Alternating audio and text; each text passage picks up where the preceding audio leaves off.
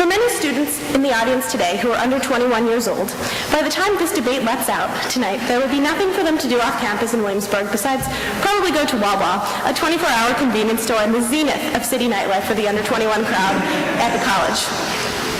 Question number 4 of our candidate survey asked, what will you do to attract student-oriented businesses within walking distance of a college, especially for students who are under 21 years old?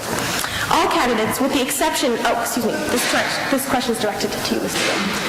All candidates, with the exception of yourself, offered proposals on what they would do as members of City Council to attract student-oriented businesses to this area. Instead, you argued that the city government should have no role facilitating any part of this process, making you the only candidate to support a pure market solution to student dissatisfaction with nightlife options.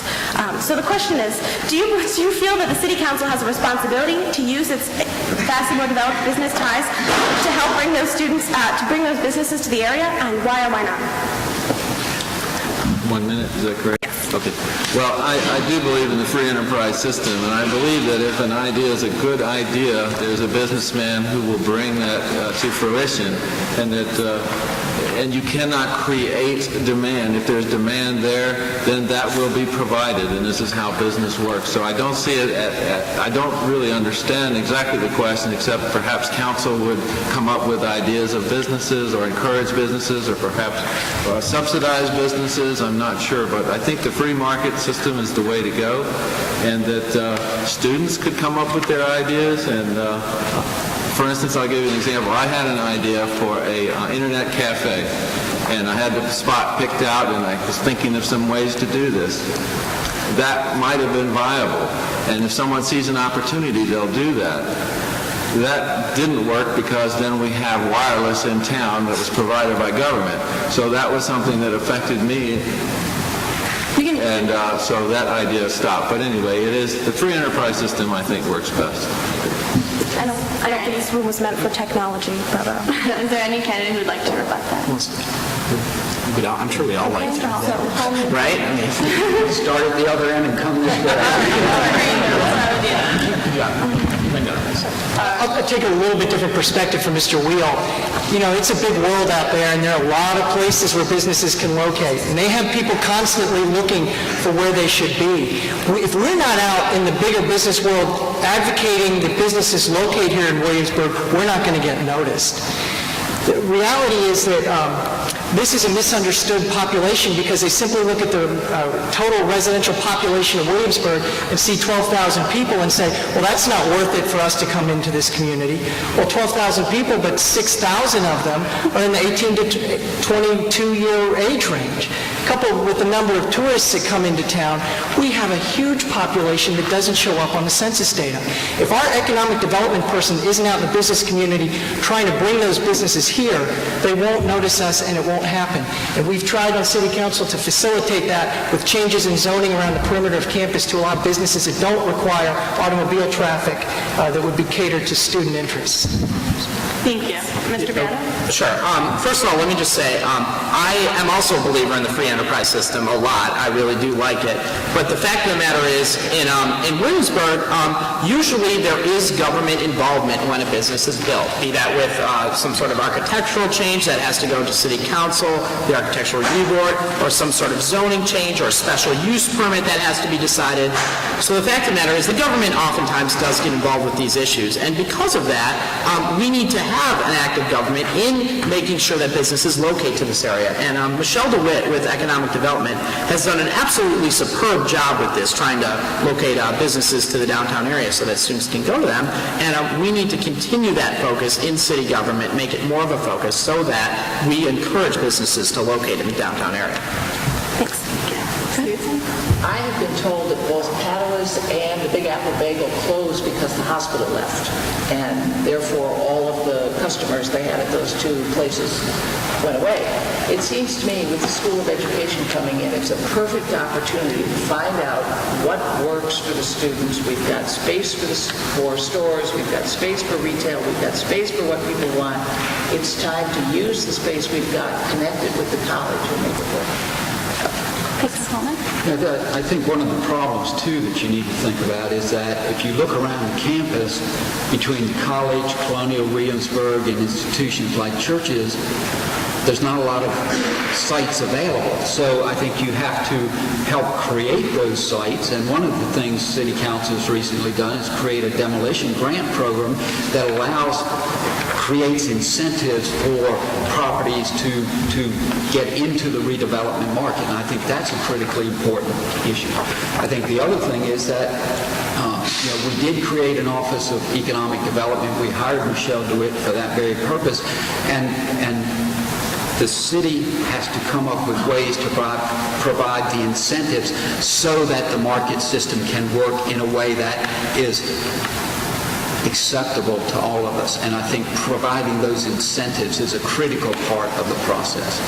Thank you. And Mr. Will, would you like to respond? Sure. I certainly do support business, and I support student businesses. I'm just questioning about government's role. Government's role should be the supporting role, which is low taxes, streamlined regulations, and I think the economic development is an excellent idea. There's no problem with that. I just get a little nervous when we start pledging, well, I will bring in a student business. Well, government doesn't really know how to bring in a student business, I don't believe, and that belongs in the private sector. Thank you. Okay. Continuing on with the issue of student-oriented businesses, the answers the other 5 of you provided on your questionnaire illustrates some difference in your view of how the council should proceed to attract businesses that are affordable for and accessible to students in the college. The plans of Mr. Freiling, Mr. Beato, and Mr. Hallman all entail different ideas, but the 3 are all in agreement that the crucial way to attract businesses to the area around the college is through rezoning efforts. Ms. Knutson and Mr. Granger, you each offer ideas on how to attract student-oriented businesses, but say nothing about rezoning. If elected, would you support rezoning efforts to attract student-oriented businesses around the college, particularly on the highly trafficked Richmond Road area? And what sort of zoning changes would you propose, or if you do not support rezoning efforts, what ideas to attract businesses would you propose that you think are better? Well, sometimes that problem is not that we don't have any zoning, it's that we have too much zoning that's too restrictive over various areas. As we said before, the law of supply and demand and free enterprise will take care of a lot of the problems. And we have too much bureaucracy trying to say, well, on this particular spot, this kind of business will go, and on that particular spot, that kind of business will go.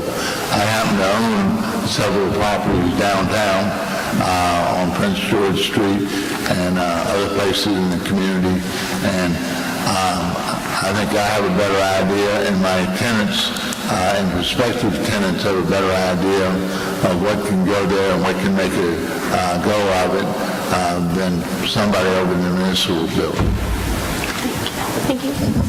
I am actually on the Planning Commission, and we are in the process of doing the exact rezoning that they've talked about. We have rezoned several properties on Richmond Road, on Lafayette Street to a new B3, which allows what Mr. Holman was talking about, more walk-in kind of businesses, the kinds of things that people can actually get to. So I'm actively involved in that process right now. Great, thank you. Would anybody like to speak on that issue, or we can move on to the next question? Okay.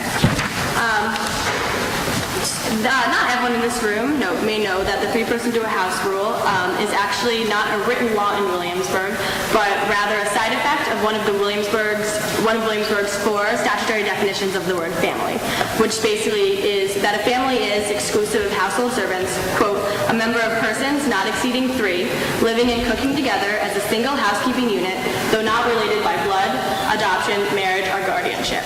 By maintaining zoning ordinances that restrict all houses in Williamsburg to a single family, the definition has the side effect of restricting these houses in Williamsburg to no more than 3 unrelated people. A definition that affects renters in Williamsburg, a group that is primarily but not exclusively students. While all candidates offer different levels of support or opposition to the 3-person rule, all 6 noted in their candidate questionnaire that the 3-person to a house rule is not perfect.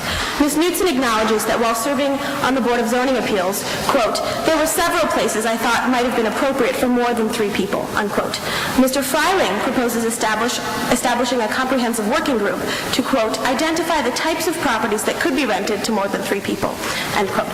Mr. Hallman also proposes creating a comprehensive working group to, quote, create a permitting process that would allow the property owner to apply for a